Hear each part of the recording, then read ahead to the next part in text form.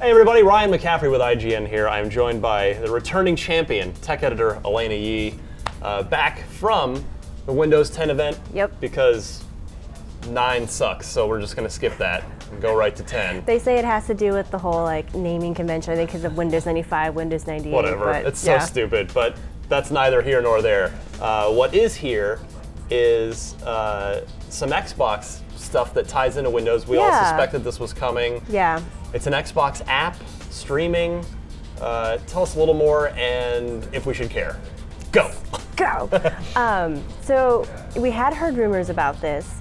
At first I thought the Xbox app might be something more like an enhanced version of Smart Glass. Yeah. And it kind of seems like that on the surface. That's the vibe I got. Yeah, but there's some stuff that I don't think they really talked about as much during the keynote, but I had a chance to speak with Phil Spencer afterwards during this group interview, and he gave a little bit more insight into that. And so there's they basically are taking Xbox Live and making it accessible to PC gamers. Or people on Windows 10 rather. Right.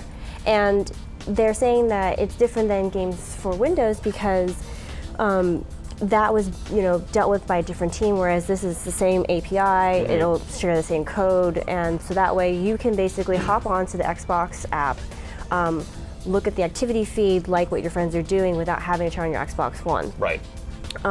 You can also do voice chat, which, as you know, on Xbox consoles, you actually have to have a gold account to do. You won't need that for PC. Nice. So if you're on PC and you just happen to have an Xbox Live account, but you don't actually, game on an Xbox console, you can still talk to your friends who are. And then we've got Crossplay for select titles. Fable Legends was discussed, so we can play one person on PC. Yeah, and they also said they're going to be supporting Minecraft as well. Nice. Yeah, if any of this sounds familiar, they've been down this road before. There was a little initiative that Bill Gates came out on stage at E3 for back in, that must have been 08, 09 or so, called Live Anywhere. Remember that? I think I put it out of my memory, honestly. Shadowrun. And yes. You could 360 players could play against, could get demolished by the mouse and keyboard festering people. And so that was something that did come up during the conversation, which was, they're really thinking about it, according to Phil Spencer, and they're talking about things like, maybe compensating for that difference in rotational speed that you get with mouse and keyboard versus controller. Also offering specific match types where you can have, people on PC against people who are on PC, and then another group of people who are only on console, but still giving the option that if you don't care about that, you can still play with your friends.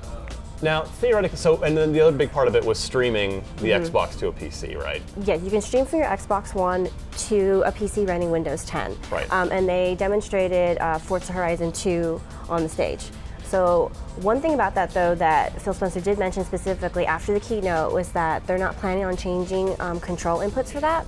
So you will have to actually play with the controller if you're streaming from Xbox to PC. Yeah, that doesn't seem like that big a deal to me. I mean, no, but I mean, I think it's for anybody who's curious about that. What's unfortunate is Microsoft being Microsoft. It's all got to be in their ecosystem. It's like, so I can't stream it to because you could stream it to a Surface tablet too, right?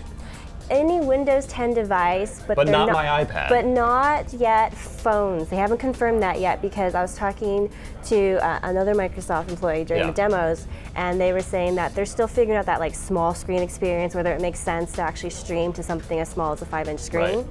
But they're also going to support Surface RT tablets, which I thought was interesting, since Windows, they just kind of dropped that whole Windows RT thing. Yeah. I was really surprised to hear that they are planning to support it. I'm glad because I think there are people who are still buying Surface 2 tablets. Yeah. And it would be bad if they totally got, the short end of the stick. Do you see yourself using the streaming stuff at home?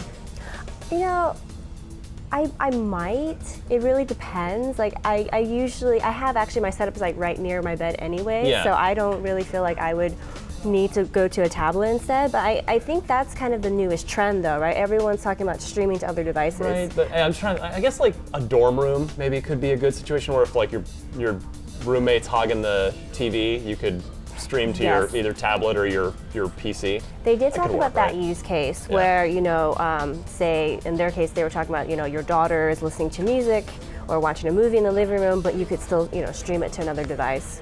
Cool. And then did they give an ETA on this? Just when Windows 10 ships later this year? Is it straight out of the gate, or do we have to wait longer? They weren't really talking about dates. Figures. Yeah. All right, well, whenever it comes along, we'll definitely be checking out, covering it. We'll put it through the full battery of tests. Alaina E, thanks so much. For more on all things Windows 10 and, of course, Xbox, you're already in the right place right here at IGN.